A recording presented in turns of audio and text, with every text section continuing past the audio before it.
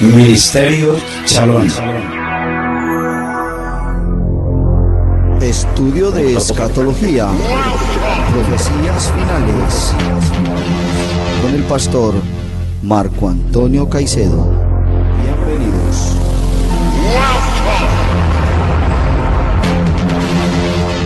Dios bendiga, hermanos y amigos. Es nuestro mayor deseo llegar hasta ustedes con este proyecto Estudio Bíblico, especialmente para hablar uno de los temas de mucha actualidad y de mucha importancia. Me refiero a la escatología bíblica. La palabra escatología quiere decir la teología de los últimos eventos o profecías finales. Eso es lo que queremos decir con la escatología. Hay unas posiciones que son extremas en el estudio de la escatología. Una de ellas es la escatofobia, el temor que a algunos le da de estudiar la profecía, especialmente, digamos, leerse el libro del Apocalipsis o alguna de sus partes, por la simbología, por todos los elementos que allí se ven. Entonces le tienen fobia, miedo, terror a la escatología. Pero la otra parte es la escatomanía. Todo lo que ven y quisieran ver en la Biblia es escatología, es profecía. Y por eso a veces tienden a llegar a los extremos y cometer unos errores muy absurdos, contradiciendo de esa manera la Biblia. Pero en esta oportunidad quiero que tratemos sobre la escatología en el orden cronológico que nos presenta la Biblia misma. Y para eso quiero compartir con ustedes, al hacer esta introducción, de un texto, unas palabras que escribe el apóstol Pedro, y dice en su segunda carta, en el capítulo 1, el verso 19, tenemos también la palabra profética más segura, a la cual hacéis bien estar atentos, como a una antorcha que alumbra en lugar oscuro, hasta que el día esclarezca y el lucero de la mañana salga en vuestros corazones.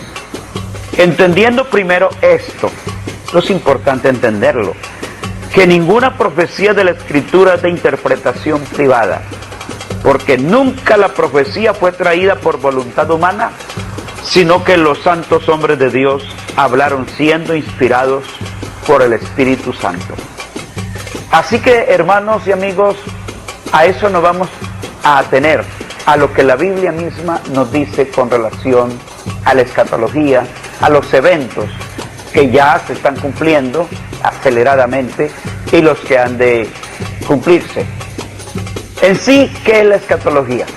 Vamos a decir que para Noé, las palabras que Dios le había dicho de que iba a enviar un diluvio sobre esta tierra eran profecías, para él era escatológico, porque había que esperar el cumplimiento de eso que Dios le había dicho. Jamás nadie había visto caer agua, y menos en las cantidades que Dios le dijo a Noé que iba a ocurrir. Pero Noé esperó por alrededor de unos 120 años, según el texto de Génesis, al cumplimiento de esto. Cuando ya se cumplió, ya es profecía cumplida.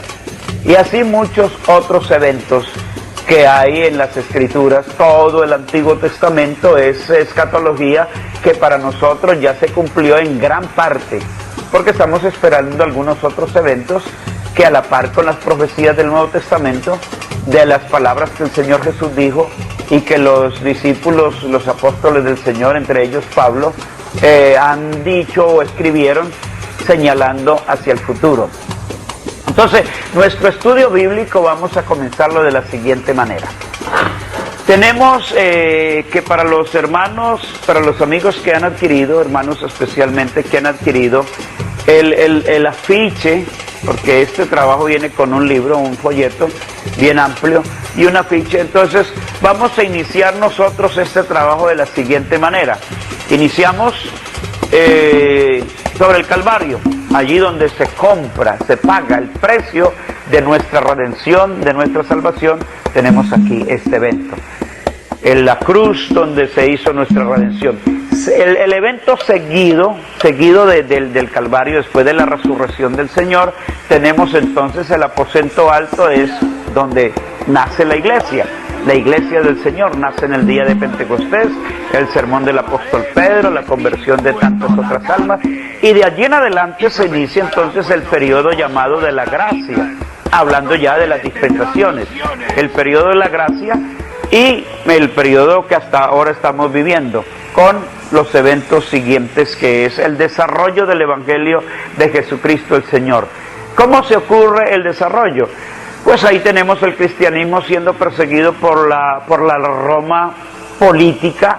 La Roma política con los césares persiguió a la iglesia, querían extirpar a la iglesia, y luego la Roma religiosa, seguidamente la Roma religiosa con sus cruzadas y la Inquisición. Entonces tenemos aquí esta otra parte, hasta generar lo que hoy día tenemos, que es una aparente, entre comillas, tranquilidad o paz para predicar el Evangelio, más ha desembocado más bien en una apostasía que, entre otras cosas, nos señala lo que el Espíritu Santo dice a través de los escritores como Pablo, 2 de Timoteo, capítulo 3, unas 19 características que hay allí. Dice que tendrán apariencia de piedad, pero que negarán la eficacia de ella. Esta es la época que estamos viviendo. Entonces, hermanos y amigos, aquí tenemos ya el desarrollo de las demás cosas en el orden cronológico que Dios ha establecido. ¿Qué espera la iglesia? Tenemos que, entre las cosas hermosas que dice la Biblia, dice Pablo, la esperanza bienaventurada. La esperanza bienaventurada es esperar la venida de Cristo, el Señor que viene por su iglesia.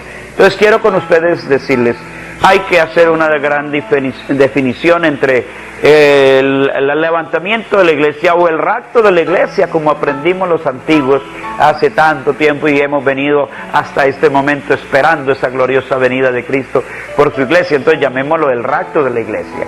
Esto es lo que estamos esperando. En el orden cronológico, el próximo grande acontecimiento en la cronología profética de Dios es precisamente esto: el arrebatamiento de la iglesia. Entonces, yo no sé, hermanos y amigos, si ustedes están con esa esperanza bienaventurada, si esperan la venida del Señor, o están como algunos otros confundidos. Pero el arrebatamiento de la iglesia es el acontecimiento futuro en el cual Jesucristo el Señor descenderá del cielo para resucitar los cuerpos de los creyentes muertos y transformar a los creyentes que estemos vivos para ese entonces y llevarnos a su presencia en un instante. Y luego vamos a escoltarnos hasta el cielo para que vivamos con Él para siempre, porque precisamente esas son las promesas del Señor. El arrebatamiento, repito, es la esperanza bienaventurada de la iglesia. Cabe decirlo, los creyentes, las congregaciones que han perdido de vista esta esperanza bienaventurada, de allí que vivan una vida mediocre o de cualquier manera de enfriamiento, porque pues no hay como una motivación. Pero los que hemos aprendido la Escritura y creído lo que la Biblia dice, que el Señor vendrá de un momento a otro, o a la medianoche, o a la madrugada, nadie sabe el día, la hora, esto nos hace estar siempre en la expectativa. Cada vez que alguien precisamente menciona el arrebatamiento, siempre habrá quienes van a contradecir, alguien listo para señalar que la palabra arrebatamiento no se encuentra en la Biblia. Pues de pronto son discusiones que la gente quiere hacer sobre contradecir la Biblia. Pero la palabra arrebatados que aparece en 1 Tesalonicenses capítulo 4 y el verso 17, pues digamos que viene del griego, que significa arrancar o tomar o asir de repente o trasladar de un lugar a otro. Y eso es lo que pasa con la iglesia. El Señor la va a trasladar de un lugar